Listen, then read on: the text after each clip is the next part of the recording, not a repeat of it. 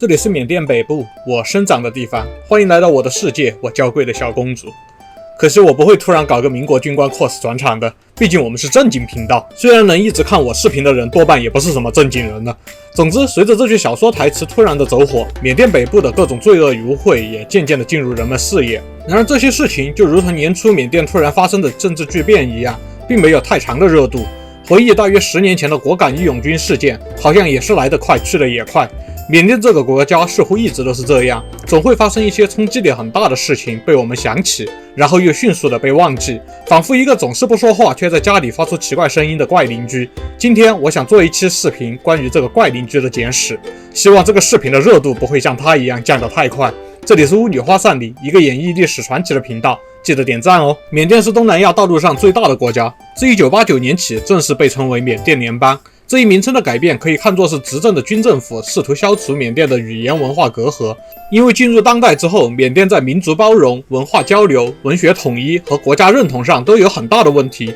这些是作为当时中央政府的军政府不得不面临和解决的。不过实际操作上，缅甸的制度基本是按中央集权制设计的，联邦痕迹甚至还不如日本。缅甸在地理上位于孟加拉湾沿岸，与孟加拉国、印度、中国、泰国和老挝接壤。长期以来，缅甸一直以奇怪的决策和独特的权力斗争方式而独树一帜。比如，缅甸军政府在2005年突然将该国的首都从仰光迁至内比都，官方给出的理由是占星师的建议。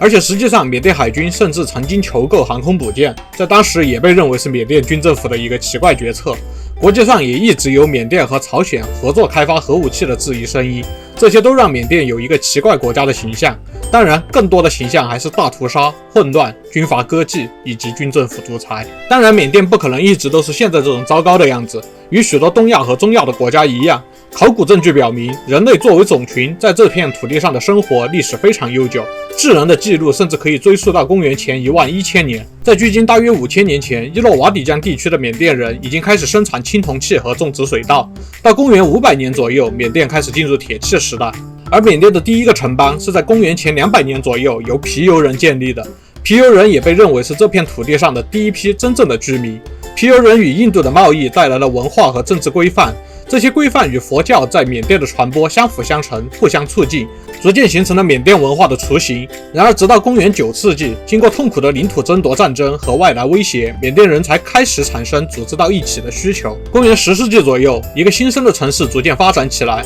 它就是位于缅甸中心地区的蒲甘城。许多曾经敌对的城邦和独立的游牧部落与蒲甘城交流合作，成为盟友。到公元960年左右，蒲甘城的统治者基本完成对这些盟友的形式统一，建立起了强大的蒲甘王朝。在蒲甘王朝的辐射下，缅甸人自己的语言和文化逐渐取代了周边强邻的影响，开始主导这片地区。蒲甘王朝对宗教采取开放态度，虽然佛教一直都居于统治地位，但不同宗教在缅甸呈现包容融合的状态，不同信徒在他们各自的领导人带领下创造价值，使得缅甸实现了经济上和精神上的巨大繁荣。佛教徒甚至在全国范围内建造了1万多座佛寺。但世上绝不会有永恒的王权，没有致命内部危机，也迟早会被外敌所毁灭。从1277年开始，强大的蒙古铁骑多次尝试夺取缅甸，虽然没能使缅甸彻底并入元朝的统治，但蒲甘王朝漫长的统治也随之崩溃。到公元1301年，它的历史彻底终结。之后的200多年，缅甸陷入了政治动荡，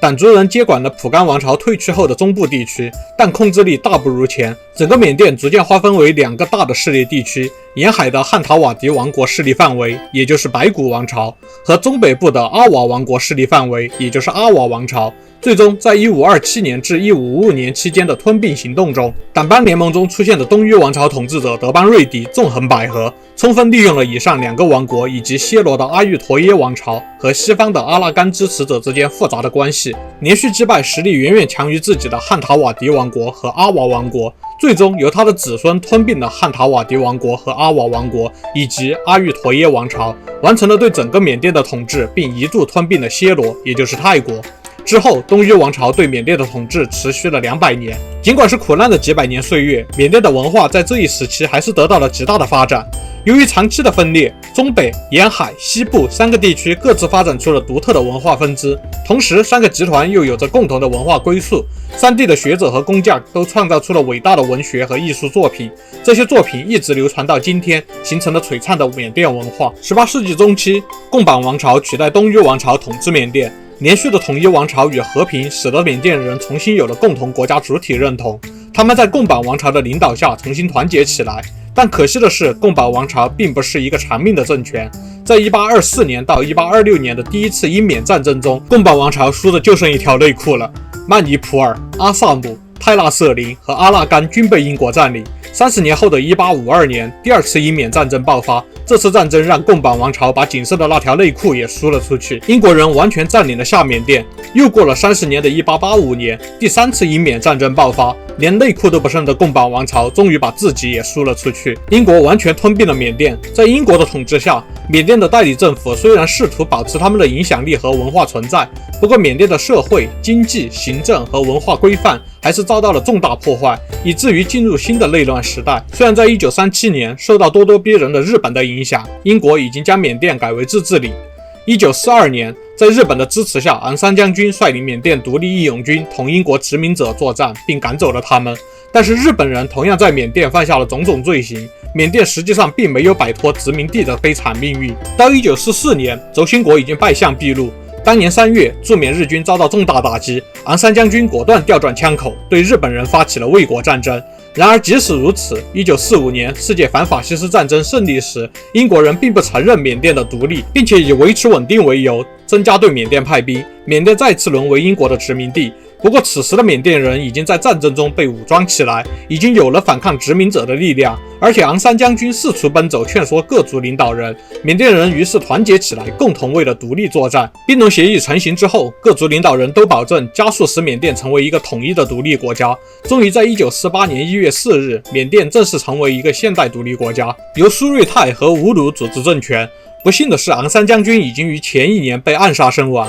否则的话，缅甸在战后可能会有很不一样的故事。之后的1951年、52年、56年、60年，缅甸都举行了多党选举，选出了2院制议会以及总理和总统。对于这个新晋的现代化国家来说，一切似乎都在向好发展，直到动乱再次震撼了这个国家。1962年3月2日凌晨，赖温将军利用军事政变占领了整个缅甸。从那天起，缅甸之后的历史大部分时间都处于军事统治之下。这个军事化的政府试图精简从商业到媒体到生产的一切，以形成一个建立在大政府和民族主义之上的国家。直到1990年，军政府态度软化，试图以一种温和过渡的方式使缅甸重新融入国际社会。缅甸人在这一年迎来了他们30年来第一次参加的自由选举，合法公民可以投票选举产生国家和平与发展委员会的成员。这一制度一直维持到2011年，因为那一年议会职能恢复，并且在全国范围内实行代议制民主。对缅甸人民来说，军事统治的时代似乎就此结束了。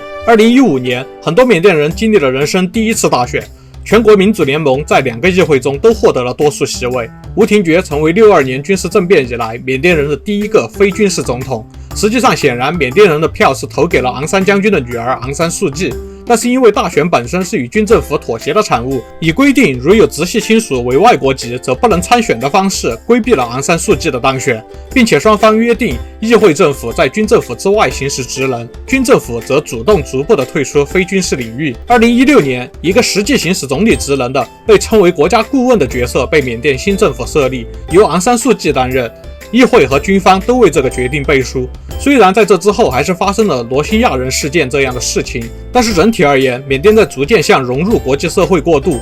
就我在日本这些年来看到的，也是缅甸的务工者和留学生越来越多，他们的文化也越来越多的渗透进日本社会。可惜，现在军方与议会再次爆发了超出政治领域的激烈冲突，不知道缅甸人将来的命运会如何。有时候看到在东京游行的缅甸人，我会去问他们的诉求和想法，但我自己应该是不会在这种环境下以任何理由去缅甸的。你们知道我在说什么？这里是巫女花散里，也关注世界和当下的历史演绎频道，我们下期再见。